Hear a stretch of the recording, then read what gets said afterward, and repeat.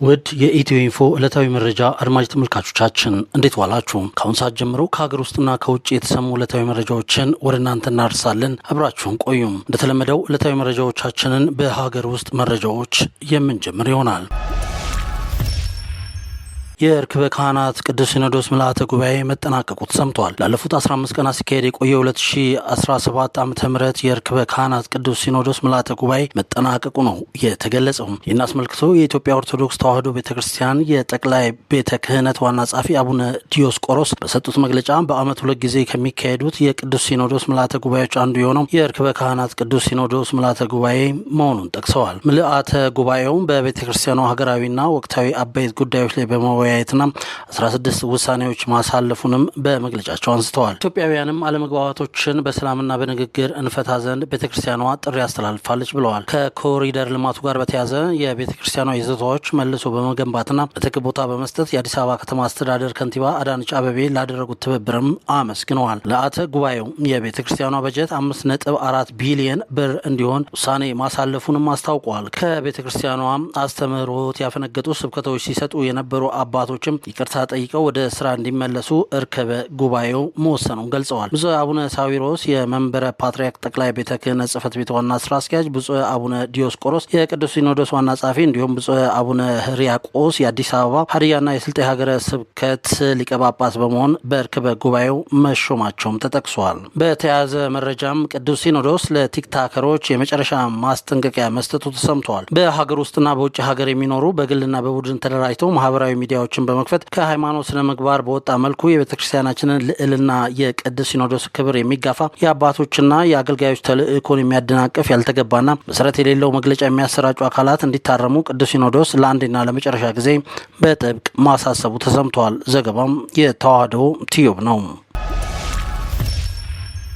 የኢትዮጵያ ብሔራዊና ሃይማኖታዊ በዓላት የትኞቹ ናቸው የሚለው በግልጽ መቀመጥ አለበት ተብሏል። የህዝብ በዓላትና የበዓላት አከባበር ለመወሰን በወጣው አዋጅ ቁጥር 1334/2016 መሰረት ብሔራዊ ሃይማኖታዊና ታስበው የሚውሉ በዓላት ተወስነዋል። በዚህ መሰረት ብሔራዊ በዓላት ተብለው መስከረም 1 የዘመን መለወጫ፣ የካቲት 23 የአድዋ መታሰቢያ፣ ሚያዝያ 23 የዓለም የላብ አደሮች ቀን፣ ሚያዝያ 27 የአርበኞች ቀን ተብለው የሚከበሩ ሲሆን በእነዚህ ቀናትም የመንግስትና መንግስታዊ ያልሆኑ ድርጅቶች ስራ ዝግ ይሆናል ተብሏል። በሌላ በኩል ደግሞ ሃይማኖታዊ በዓላት ተብለው መስቀል፣ ገና፣ ጥምቀት፣ ስቅለት፣ ፋሲካ፣ ኢድ አል አድሃ፣ መውሊድ እና ኢድ አልፍጥር ተቀምጠዋል። በእነዚህ ቀናትም መንግስታዊና መንግስታዊ ያልሆኑ ድርጅቶች ስራ ዝግ ይሆናል ተብሏል። ህዳር 29 የሚከበረው የብሔር ብሔረሰቦች ቀንና የካቲት 12 የሚከበረው የሰማዕታት ቀን ታስቦ ብቻ ይውላል ተብሏል። መረጃው የኢቢሲ ነው።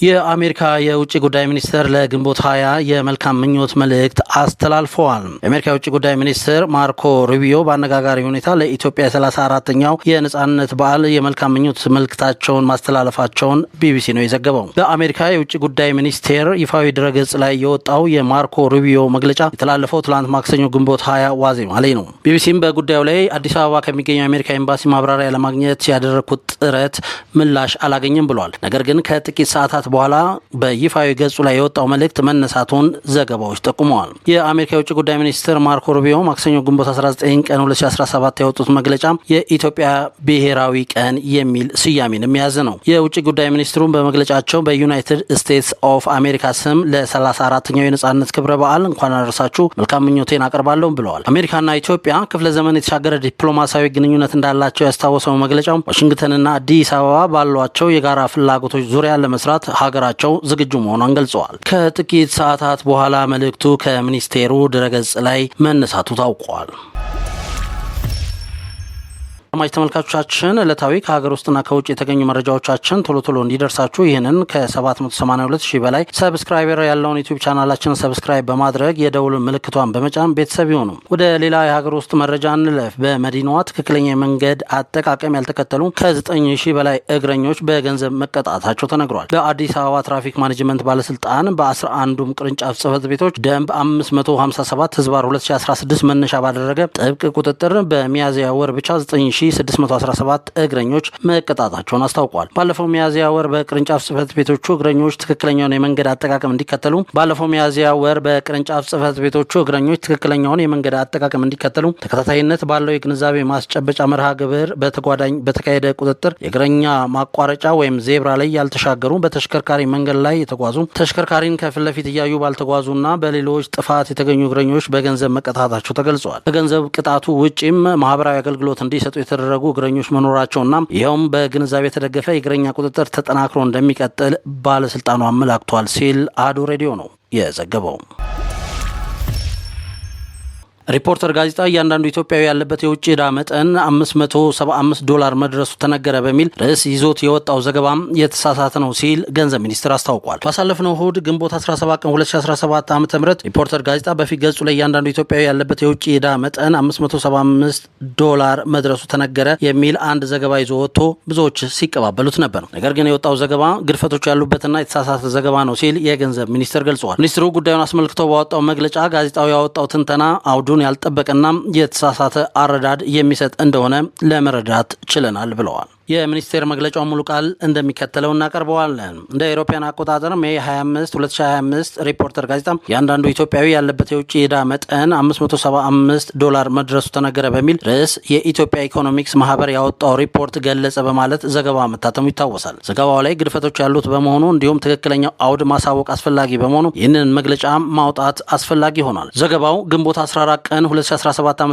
ማህበሩ ያወጣውን ሪፖርት በማጣቀስ ኢትዮጵያ እንደ አውሮፓውያን አቆጣጠር እስከ 2023 ድረስ ያለባት የብድር መጠን $62.5 ቢሊዮን መድረሱና ያንዳንዱ ኢትዮጵያዊ የተጠቀሰው መጠን የውጭ ብድር ዕዳ እንዳለበት ይገልጻል። በዘገባው ኢትዮጵያ ያለባት የውጭና የሀገር ውስጥ የብድር መጠን ተለይቶ መቅረብ ሲገባው በተጠቀሰው ጊዜ የነበረው የውጭ ዕዳ መጠን $28.5 ቢሊዮን $62.5 ቢሊዮን ብሎ ማቅረቡ የተሳሳተ ነው። እንደ አውሮፓውያን አቆጣጠር እስከ 2024 መጨረሻ ድረስ ኢትዮጵያ ያለባት የውጭ የብድር መጠን የመንግስት ልማት ድርጅቶችን ጨምሮ $31.6 ቢሊዮን የአሜሪካን ዶላር ነው። በተጨማሪም የሀገሪቱ የውጭ ብድር በተመለከተ አውዳዊ ማብራሪያ ወይም ኮንቴክስቹዋል ባክግራውንድ ለመስጠት ያህል የኢትዮጵያ የውጭ ብድር ሙሉ ለሙሉ በሚባል ደረጃ የተጠራቀመ ውርስ ዕዳ ሲሆን የዕዳ ጫና በዚህ ምክንያት የተባባሰ መሆኑ ይታወቃል። ላለፉት 7 ዓመታት ይህንን ውዝፍ ዕዳ ያስከተለው ክፍያ ጫና ለመቀነስ በመንግስት በኩል የተደረጉ ወሳኝ ጥረቶችን መጥቀስ አስፈላጊ ነው። 1. መንግስት ባለፉት በርካታ ዓመታት ምንም የውጭ ንግድ ብድር ያልወሰደ ሲሆን ለልማት ፕሮጀክቶች ማስፈጸሚያ የውጭ ብድር ሲወስድ የነበረው በአብዛኛው ከዓለም አቀፍ የልማት አጋሮችና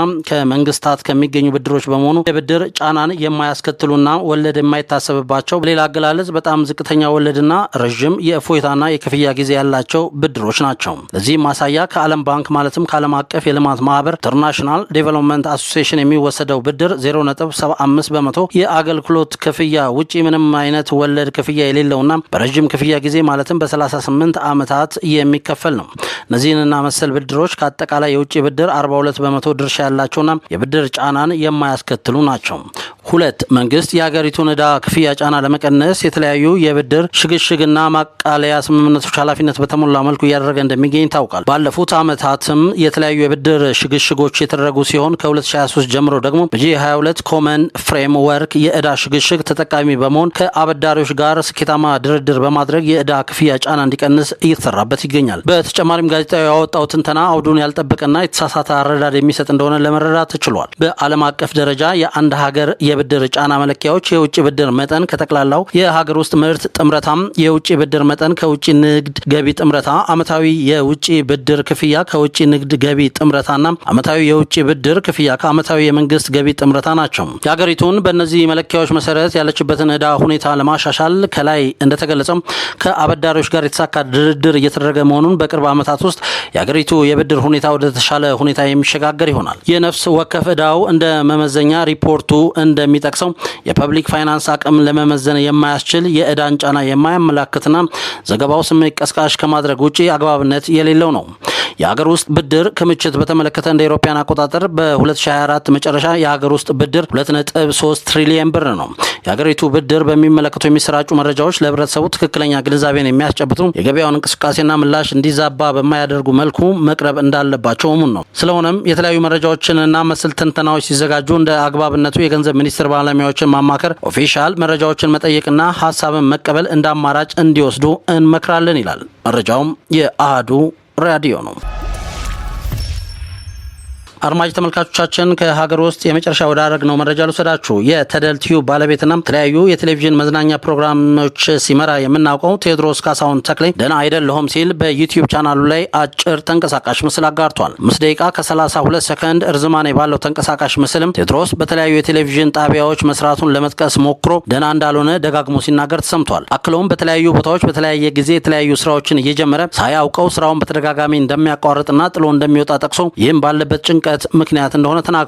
ይህንንም ችግር በተለያዩ መንገድ ለመፍታት እንደሞከረ በተለይም በጸሎት መሞከሩን ገልጾ ነገር ግን ምንም ሊሻለው እንዳልቻለ ይልቁንም እየተባባሰበት እንደመጣም ተናግሯል። አሁን ስለሚገኝበት ቦታ በደምሳሳው ጸበል ቦታ እንደሆነ ጠቅሶ ጸበል ቦታውን ስም ከመጥቀስም ተቆጥቧል። በጸበል ቦታው የተወሰኑ ቀን እንደቆየ ተናግሮ የተወሰኑ ለውጦች እንዳሉትም ተናግሯል። ቴዎድሮስ ካሳሁን ተክሌ አክሎም በአሁኑ ሰዓት 2 ልጆቹን በክራይ ቤት ጥሎ እንዳለና የገንዘብ ችግር ውስጥ እንዳለ ተናግሯል። 2 ልጆቹ በትምህርት ላይ እንደሚገኙና የተለያዩ ወጪዎችን ለመሸፈን አሁን ላይ አቅም እንዳነሰው ጠቅሶ የቻለ ሁሉም እርዳታ እንዲያደርግለትም ጠይቋል። ቴዎድሮስ ካሳሁን ተክሌ በኢቢኤስ ቴሌቪዥን እና በፋና ቴሌቪዥን የተለያዩ ፕሮግራሞችን በመምራት ይታወቃል። በፋና ቴሌቪዥን የተላለፈ የነበረው የፋና ላምሮት የመጀመሪያ መድረክ አስታዋቂ ነበር። ፋና ላምሮት ከምዕራፍ 1 እስከ ምዕራፍ 4 የመጀመሪያ አሸናፊን ውድድር በብቃት ሲመራም ነበር።